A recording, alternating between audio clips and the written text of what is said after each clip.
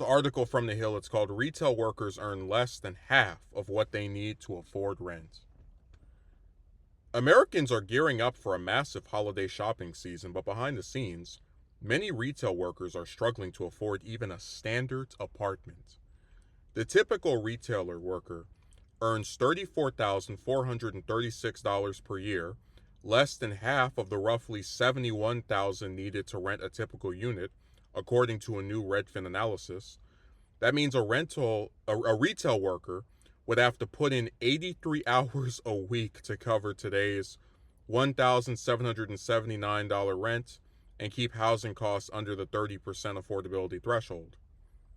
Since most retail workers don't earn enough to afford the typical apartment, many are opting to share rent with a family member or friend, move far away from their job, or live in a very small space, Redfin chief economist Daryl Fairweather said in the report.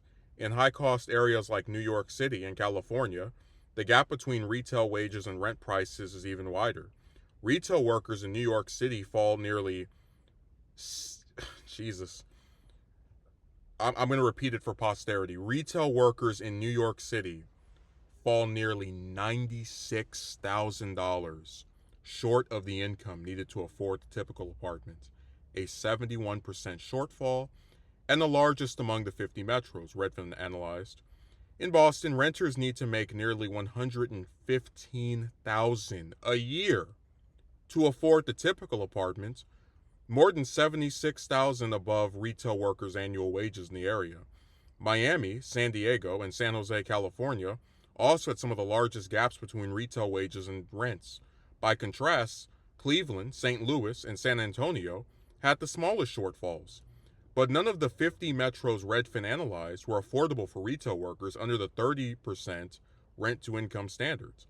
Even high-earning retail workers, those in the top 25% of wages, still earn 44% less than they would need for the typical apartment. Redfin's findings underscore the financial strain many retail workers are facing, and a weaker holiday hiring season has only deepened concerns.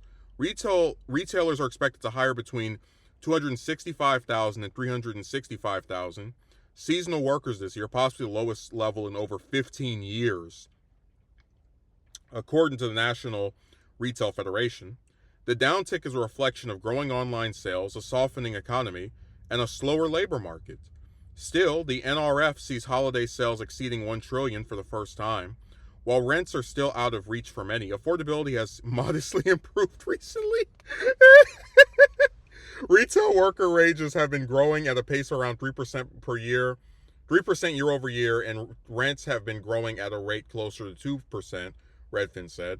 Today's 52% gap between retail wages and rent is slightly better than the 57% shortfall in October 2022. Redfin said rent growth has slowed due to an apartment construction boom during the pandemic, which gave landlords less leeway to raise rents. Yes, the ultimate solution, in my opinion, to lowering rent costs is to just have an abundance of just houses everywhere, all over the place. You have all these different locations that you could just have a bunch of apartments and homes. And once there becomes a surplus of housing, renters are going to be like, well, hell, nobody's going to want to pay an extra $500 or $1,000 a month just to live in my crap. I guess I have to lower this if I want to be competitive. That's where their whole ability to even charge people these crazy amounts every month comes from. The perceived lack of units and shortage of housing. But I want to say it's really, don't you think it's kind of sad when, and the article isn't bragging about this, they're just pointing out a fact. Oh, today's retail today's gap between retail wages and rent is 5% less than what it was in October of 2022. So, back then, 3 years ago, you were on average, if you were a retail worker, only you were 57% behind your rent, being able to afford your rent with just that job. But now, in this new great amazing year of 2025, you're 52%. God. And then where they mentioned retailers are expected to hire, anywhere from over 200 to 300,000 seasonal workers, or 265,000.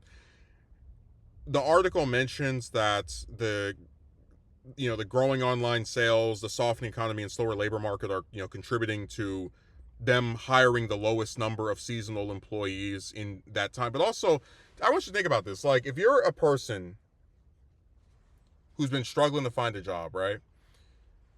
Are you really going to jump at the chance to work somewhere for 2 weeks, 3 weeks, a month? I know a lot of people say, oh, well, money is money. It's like, yeah, but if you go in knowing it's temporary, are you really incentivized to care, to like actively be seeking it out? Because if you're struggling and you have to take on a second job, or something else to, I guess, turn the tide, you're probably going to be looking for something you can do long term. So that might be another factor in the lowering amounts. And when the NRF says holiday sales may exceed 1 trillion for the first time, that's mostly having to do with inflation and rich people buying themselves something. When this is in this BS economy, the hope that they have, these wealthier people, is that as long as they buy things, it can give the appearance of an economy that's not a remake of the Great Depression levels. But it's getting there. That recession is, in my opinion, already in effect. It's just hidden under all of these, rich people being able to still afford things.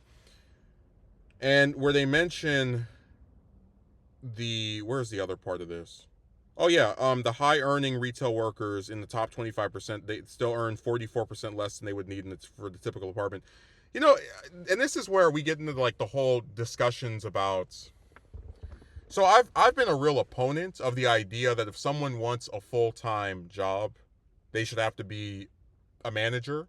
And I've also been against the notion that people who get promoted, are promoted because they have these amazing skills. A lot of people get promoted because of who they know, or as one of my relatives said, whoever's given the most triangle.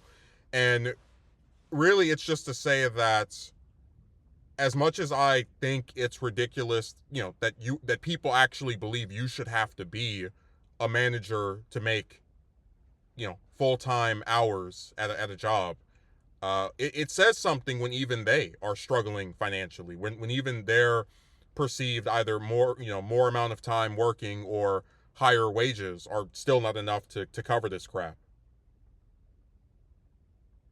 Retail workers in New York City fall nearly $96,000 short of the income needed to afford the typical apartment. I have these different relatives that get mad at me. And well, let me just say this. I have people who have criticized me. They've said, oh, you're crazy for, looking at things the way you do. And I always explain that I fundamentally do not understand the point of working, right? Of trying to attain money in a legal way if you're either making so little money that you can't like do any of the basic things you need to survive, or the things you need are so goddamn expensive that you just can't afford them, or if you can, it's only because of the damn divine intervention of a friend. The article mentions that people are choosing to rent apartments with somebody else. They're choosing to live in these like really small places. They don't mention this, but there are people sleeping in their cars, and it's like I just think it's so sad that it's considered normal for someone to be working, and then whatever they're making is simply not enough to have anywhere to live. With the exception of when they basically, I made this comment before. It used to be that people would team up to buy a house. Oh man, this place is 600 grand. Well, I've got 300 grand. You have 200 grand. This other guy's got 100 grand. We can all get it together. But again, it used to be people would team up to buy a house because it was something that was expensive. You're buying a home. Now people team up just to have somewhere just to lay their head at night. And nobody thinks that's crazy. And then when they mention the retail workers are making, the 30 on average, 34 grand a year. This is kind of what I've tried to say. I think rent in almost every part of the US is just ridiculous. Like I believe that. Over here it's on average like 2,500, so it's about $700 or $800 more than it is nationally. But I think everywhere it costs way more than it should. And I say that because if you have people, again, retail workers are not the average person, right? But it's a pretty common job.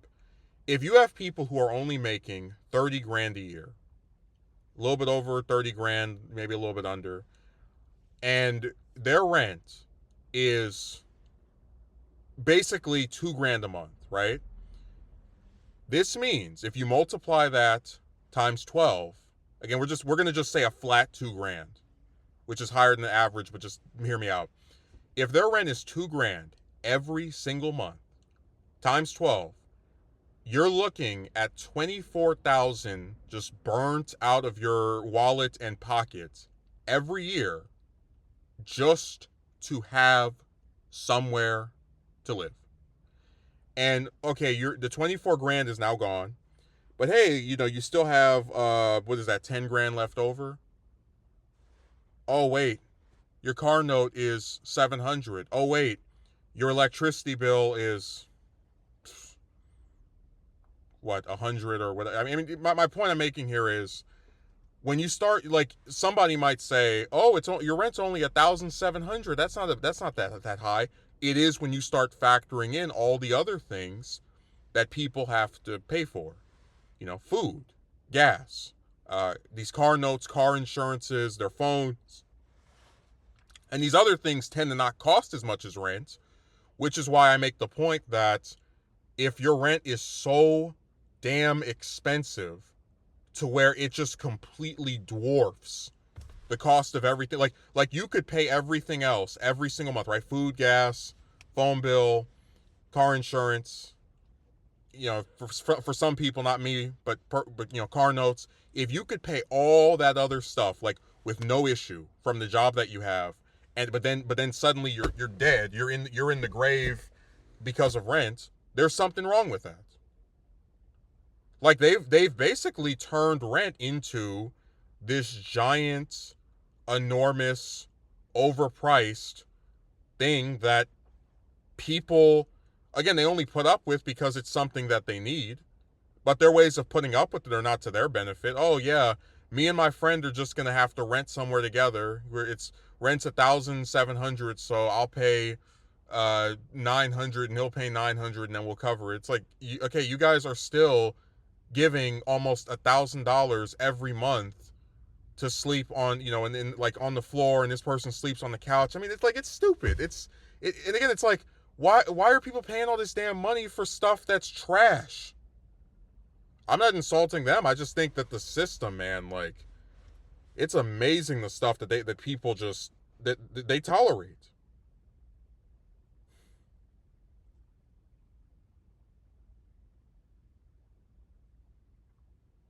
And I worked in retail for a month. My second instance of being hit with hire to fire, and that was during a period where I was actually able to get pretty consistently about 30 or 40 hours a week, right? It started getting lowered toward the end there, but it's pretty wild to like work, right? To work Monday through Friday and just think to yourself, man, I will not have enough money. Like you could work 8 hours every day for 8 hours every day for 4 weeks straight, and you want to actually like have enough to have your own place to live. That's how insane things have become.